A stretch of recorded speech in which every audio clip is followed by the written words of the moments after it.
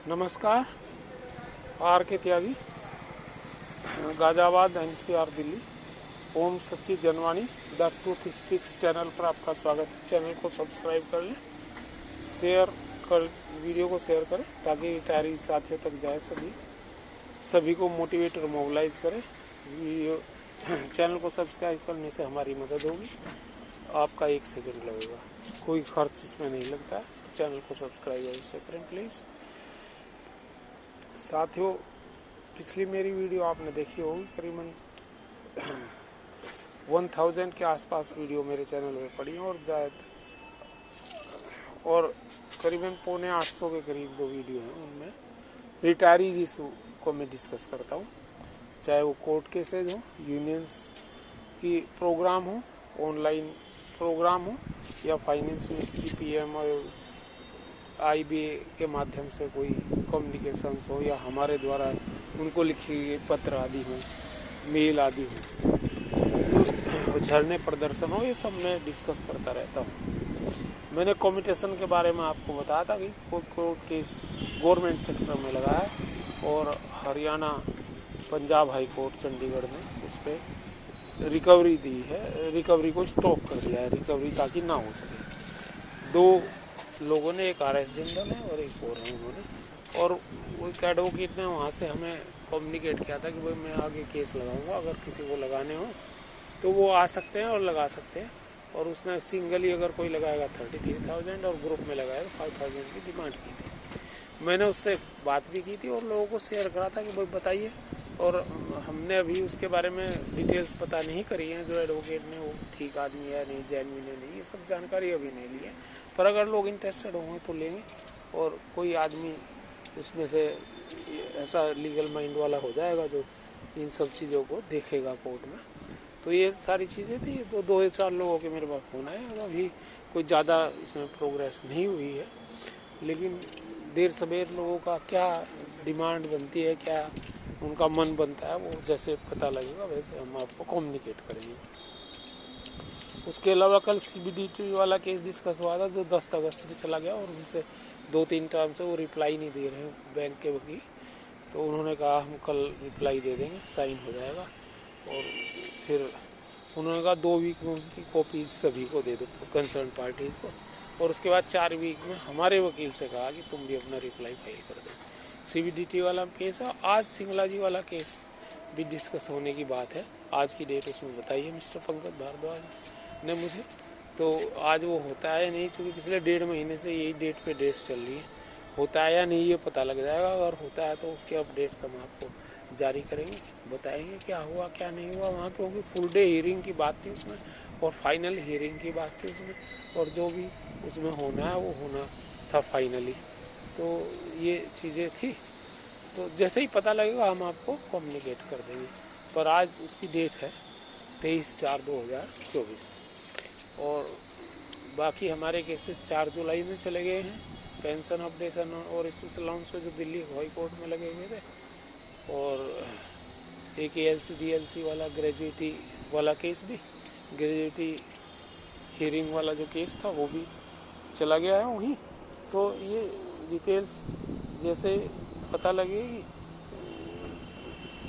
क्या, वो तो 8 महीने लेट इन्होंने किया है दोनों केस। ALC-DLC वाला ग्रेजुएटी कैलकुलेशन, ALC-DLC डिसीजन वाला भी और ये वाला भी, pension calculation on special allowance and pension updation, दोनों केस उसी में है दिल्ली हाई कोर्ट में। तो 8 महीने लेट, अब इतना लेट होगा सीनियर सिटीजन, जबकि हमारे श्री चंद्रचूड़ जी जो हैं ये इसके चीफ जस्टिस सुप्रीम कोर्ट के, उन्होंने कहा भी था कि 65 से ऊपर वाले लोगों के केस फटाफट डिसाइड करे जाएं। लेकिन हमने उन्हें मेल भी करे थे इस संबंध में, उनके रेफरेंस से, और लोगों ने भी करे थे, लेकिन अभी कुछ हुआ नहीं। और ये सिंगला केस जो है इसी में 1.5 महीने से लटके पड़े। तो उन केसेस का क्या होगा ये, और हमारा एक केस और था वो ग्रेजुएटी रिकैलकुलेशन, ग्रेजुएटी का 1/16 से एनहांसमेंट 20 लाख एज पर पे कमीशन गवर्नमेंट सेक्टर में लागू हो गया। वो भी जो इन्होंने 1 अगस्त में पोस्ट कर दिया, ये CBDT वाला 10 अगस्त में पोस्ट कर दिया। तो लेट पे लेट हो रहा जा रहा है। और कंटेम्प्ट पेटिशन का केस जो लगाया था इन्होंने पंजाब नेशनल बैंक में, वो भी 15 मई की डेट दी है, उसमें भी कई 2 महीने से भी ज़्यादा, 2 महीने समझ लो आगे बढ़ा दिया है केस को। तो ये हो रहा है। और वो मिस्टर अनिल मेहता का मेरे पास फ़ोन आया था जो इस केस को देख रहे हैं, क्योंकि नरेश मित्तल जो सेक्रेटरी थे पीएनबी ऑफिसर, वो तो एक्सपायर हो गए थे। अब ये मिस्टर अनिल मेहता ही देख रहे हैं, इन्होंने मुझे तमाम डिटेल्स बताई और आधा पौना घंटा सब उसको क्या क्या उस पर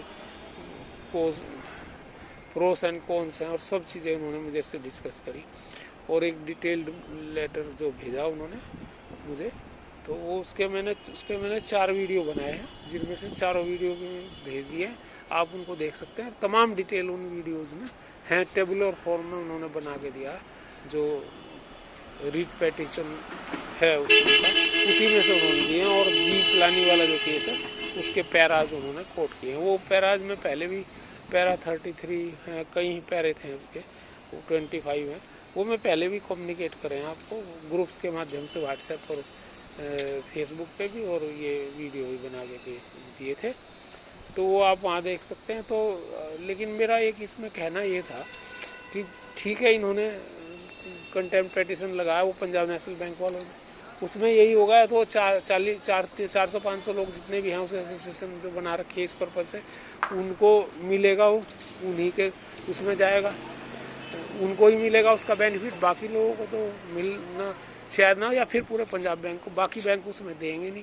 तो इसके लिए हमारा ये कहना है कि आप लोग भी सभी मिल करके 1500 या 2000 आदमी मिल करके एक ग्रुप बना करके और जो है एक एसोसिएशन टाइप बना करके एक कंटेम्प्ट पेटिशन अपनी तरफ से दाखिल कर दो, तो उसके एसोसिएशन के मेंबर्स को भी फायदा होगा। हर बैंक के मेंबर्स को ले लो, जैसे हमने graduate writ petition, pension updation और स्पेशल लोन्स और एएलसी बीएलसी वाले केस में ले रखे हैं, ताकि सभी को उसका लाभ मिले।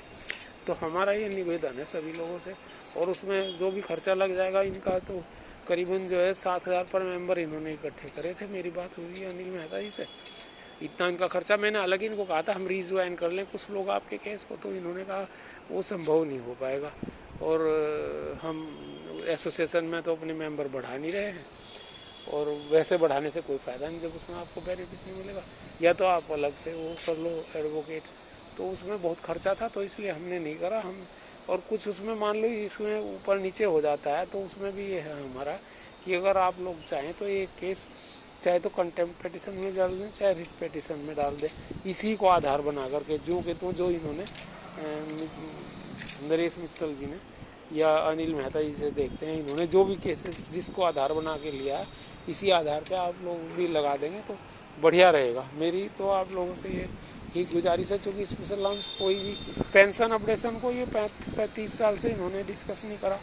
उसको पेंडिंग करते हैं, वो भी कोर्ट में जाना पड़ा। वेंकटचलम से बात हुई, कह रहा कोर्ट में क्यों गए, मैंने कहा भाई कोर्ट में इसलिए गए कि तुमने करा नहीं उसे, और अब तुमने स्पेशल लोन्स का भी फंसा रखा उसमें भी, अब कह रहे हो कोर्ट में क्यों गए, सब जुडिस है। भाई तुम कुछ करोगे नहीं तो आदमी कहीं तो जाएगा, court is the last resort, सबसे बाद में तो आदमी कोर्ट में जाता है।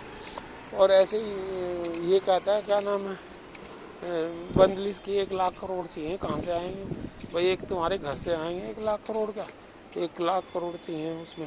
पेंशन जब सेकंड ऑप्शन हुआ तो 18,000 करोड़ के फिर 6600 करोड़ दिखा दिए थे। तो इनकी मैनिपुलेशन होती है जो इसमें ये बनाते हैं फंडेड स्कीम है, तो ठीक है करो उसमें, 5 साल में बाइफर्केशन होगा, 1 लाख करोड़ कहाँ चाहिए उसमें। तो ये सारी बातें थी, लेकिन ये लोग बिल्कुल नहीं कराएंगे, और स्पेशल लोन्स में तो ये करनी वैसे ही काट रहे हैं। तो इसको जो है कंटेम्प्ट पेटिशन एक जो है या रिट पेटिशन इस आधार पे जी प्लानी वाले जैसा इन्होंने कहा, जो कि तो इसकी कॉपी करके ये लगाया जाए। और एक वो विद्या मंदिर या कुछ है, वो एक और केस है, उसका भी एक केस है, उसका इन्होंने लगा रखा है। तो 8-9 केस इन्होंने के आधार पर किया है इसको। तो हमारा ये रिक्वेस्ट है कि सभी लोग इनको आधारभूत बना करके एक केस और लगा दें, other than Punjab national bank, क्योंकि पंजाब नेशनल बैंक के लिए तो वो हो ही गया, और चाहे तो पंजाब नेशनल बैंक वाले भी आ जाएं उसमें।